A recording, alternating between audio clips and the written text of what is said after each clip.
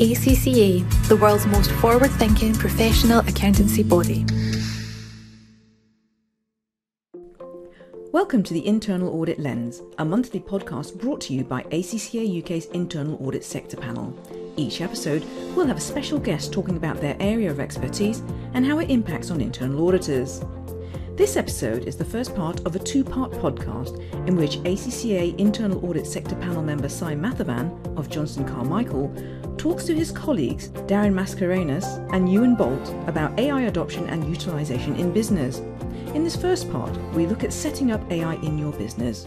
We hope you enjoy it.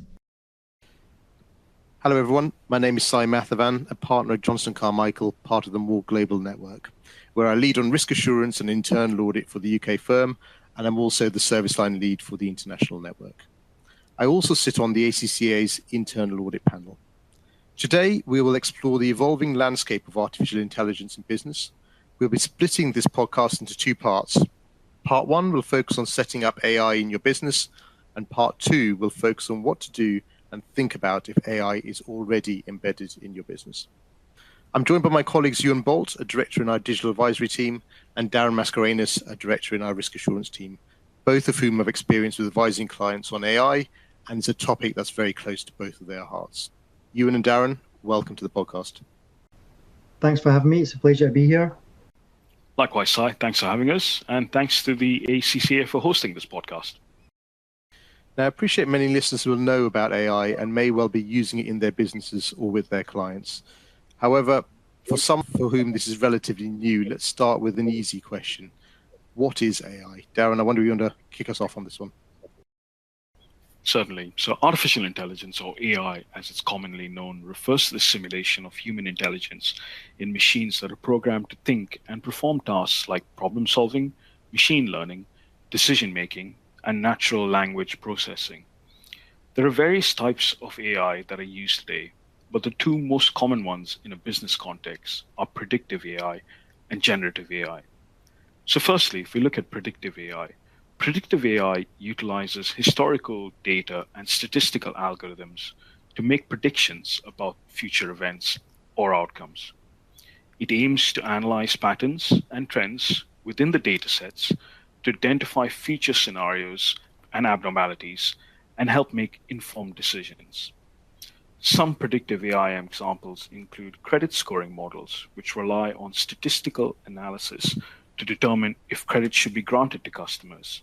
And the manufacturing clients use historical sales data to determine what inventory they should be purchasing for future sales. On the other hand, we've got generative AI, which focuses on creating new content rather than making predictions based on existing data sets. Its purpose is to produce innovative and imaginative creations spanning various mediums like images, text, audio, and video that mimic human-like creativity. Generative AI has made headlines recently with tools like ChatGPT and Copilot, where users ask the model a question and then get a reply in seconds. So Darren, it seems like predictive AI uses historical data and generative AI, dare I say, is more innovative. So to bring this to life a little, can you give some examples of where predictive AI and generative AI have been used by firms?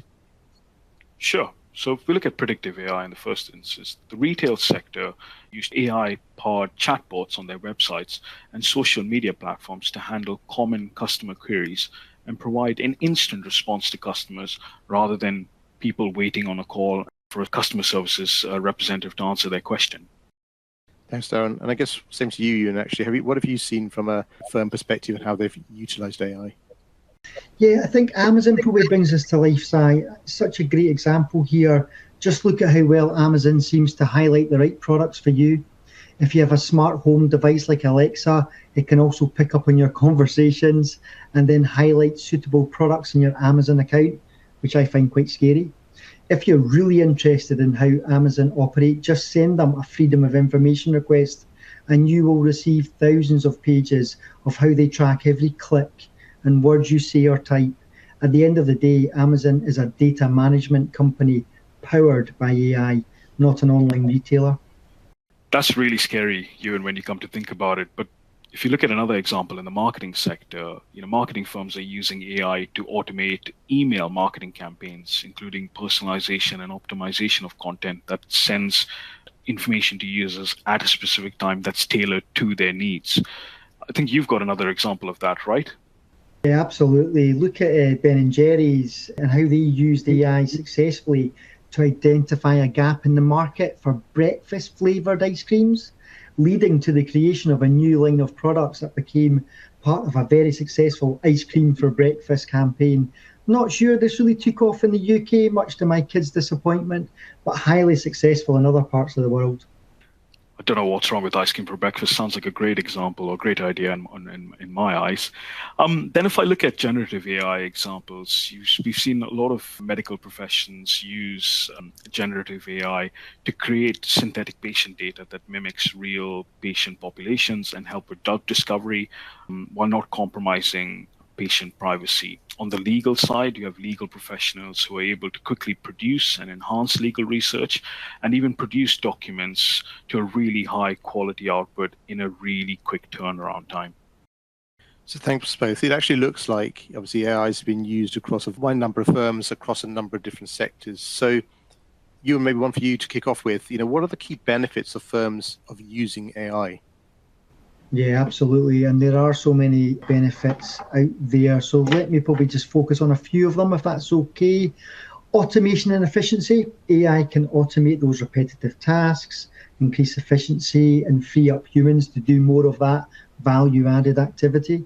AI can also process vast amounts of data in minutes to identify patterns and provide insights that would take humans days, if not weeks, to do. Just look at ChatGPT, Microsoft's $10 billion investment, which interrogates the largest database in the world, the internet, to create valuable content. AI absolutely reduces human error. When programmed correctly, AI systems make very few errors. They don't get tired, distracted, or suffer from Monday morning or post-holiday blues. But the biggest benefit for me is the impact on your workforce. AI helps you recruit and retain the best staff. It is the catalyst to drive productivity and creates job enrichment. Thanks, Ewan. That's really, really useful. I can see a lot of benefits, obviously, from using AI, but I guess there's always going to be some challenges as well with any new software or technology. So Darren, in terms of challenges that you see firms facing, can you give some of the listeners some of what you're seeing in the market? Yeah, it's a great question. And different industries face different challenges when implementing AI. But some of the common ones that we've seen include magnified bias. So AI doesn't have the ability to identify biases and inherent mistakes. Therefore, its decisions can lead to bias or even worse, indirect discrimination. A good example of this was in 2020 when the Dutch tax authority used AI to recognize fraudulent childcare benefit applications. But unfortunately, it identified approximately 26,000 parents because their profile matched the algorithm-based high-risk radar of low-income and non-Western appearance. Secondly, there is a lack of data security, privacy, and transparency. Questions need to be asked about how firms deploy AI tools when using customer data and protecting their privacy. In the UK, the General Data Protection Regulation requires firms to tell customers what information they hold about them and how it's being used. This means that if a firm is going to be using AI to process customers' personal data, they probably need to tell customers about it.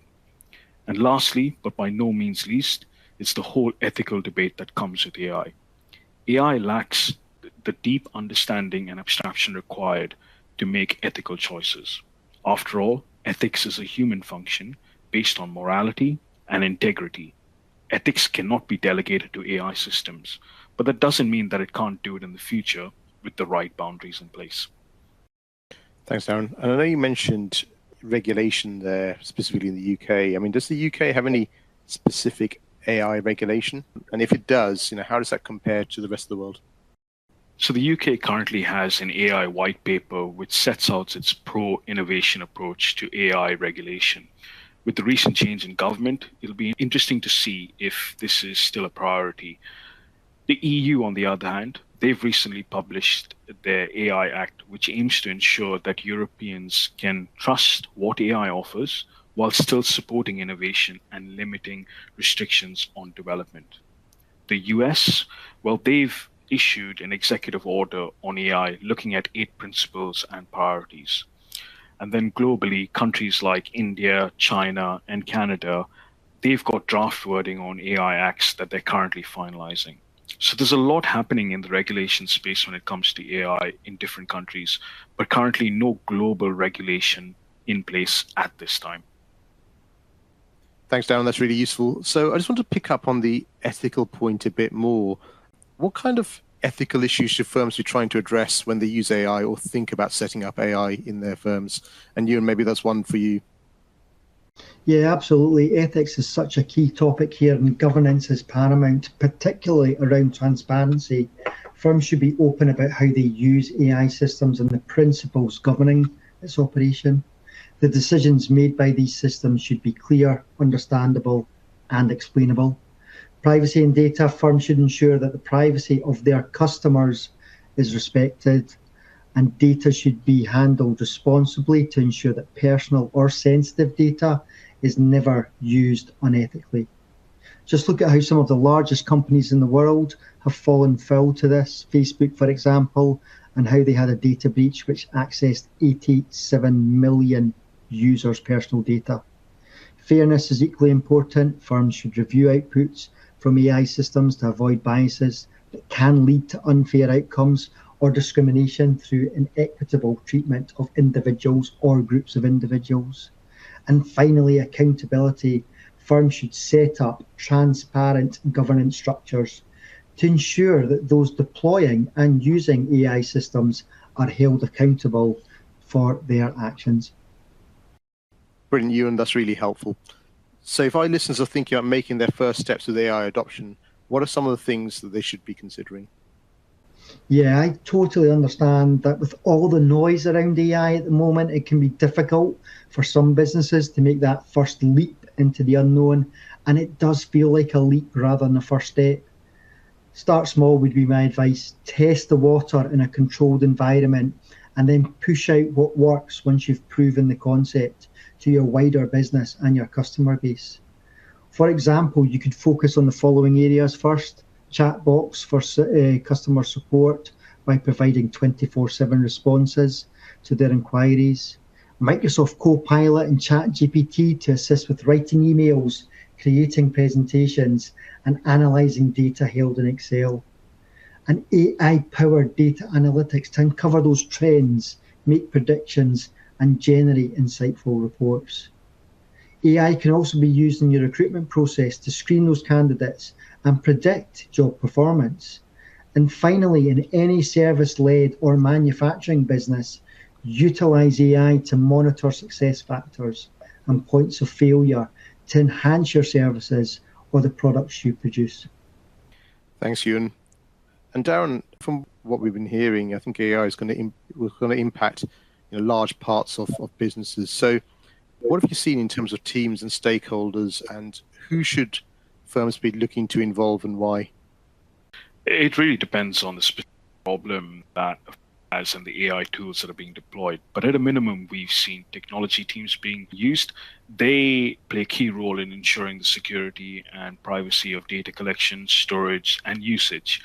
They might also be involved in ensuring that the data is clean, relevant, and representative of the problem that you're trying to solve. The second group of individuals is the C-suite team. So looking at the CEOs, the CFOs, the CTOs, the CROs, and the heads of IA.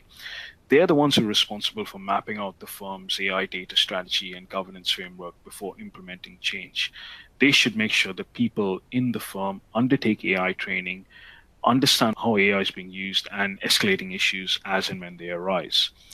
Lastly, you've got directors, and they're important because they'll be the ones signing off the ethical use of AI tools and overseeing AI ethical practices within a firm. Where they're not sure, they should seek independent advice on decision biases, transparency, and accountability as well. We've also seen some firms involve customers on their AI journey, and some even have a chief AI officer in their businesses.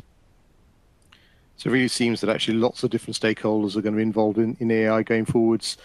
And Ewan, looking at some of the systems that are available on the market, I do appreciate there are a number of different systems that people can use. So how should businesses approach the selection of any AI technology?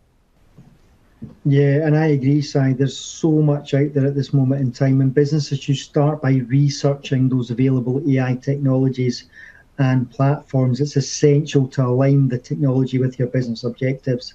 Consulting with the AI experts or hiring a knowledgeable AI specialist can provide valuable insights and test cases into the best solutions for your specific needs as well. So that's really important.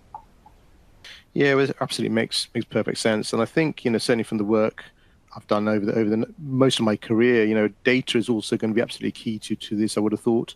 So, what sort of role do you think data plays, again, in setting up any AI system? Yeah, absolutely, because data at the end of the day is the backbone of any AI initiative. Businesses need to ensure they have access to that high quality, relevant data. This includes cleaning and organizing existing data sets and establishing those robust data governance practices. Without good, healthy data, even the best AI algorithms won't deliver meaningful results. Think of AI like Excel and the garbage in, garbage out concept here. Thanks, Ewan. That's really helpful. And looking at the systems, and I guess data is one piece, but I guess one of the other important things firms need to think about is a project. So Darren, can you explain to some of the listeners maybe what might be important when setting up an AI project? Yeah, pilot projects are really important, and businesses should be looking at them when they are trying to test AI solutions, because it allows them to test it on a smaller scale before doing a full rollout. It also helps identify potential issues, measure impact, and refine their approach if they need to do so.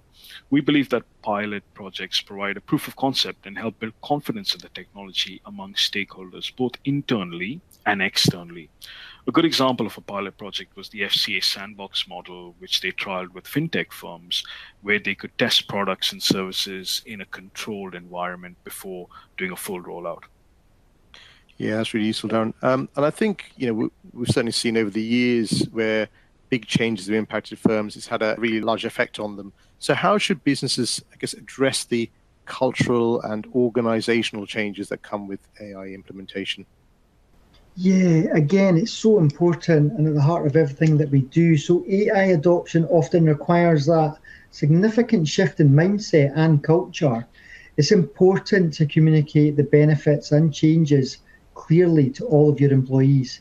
Training and education programs can help your employees understand AI and how it will ultimately impact them, their role, but also how it can benefit them.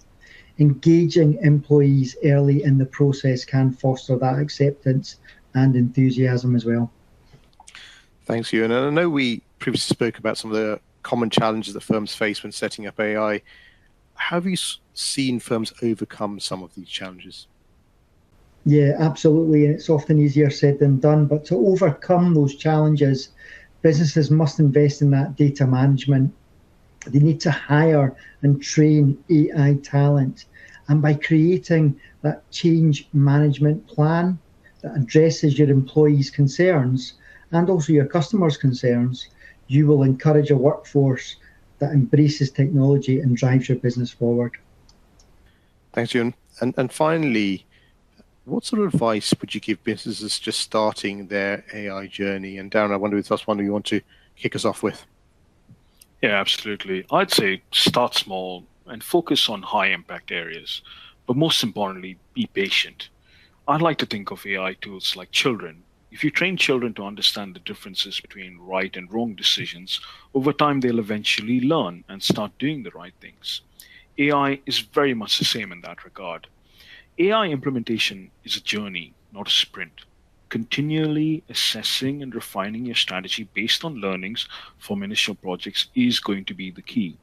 Building a strong foundation will pave the way for successful AI integration in the long run. Thanks, Darren, and thank you both for your insightful answers. We'll be back for part 2, where we'll discuss moving forward with AI once it's embedded in your business. Thanks for listening. Thank you for listening to this episode. Join us next time for the second part of the podcast. We hope you can join us then. This podcast was brought to you by ACCA. Find out how we think ahead at accglobal.com.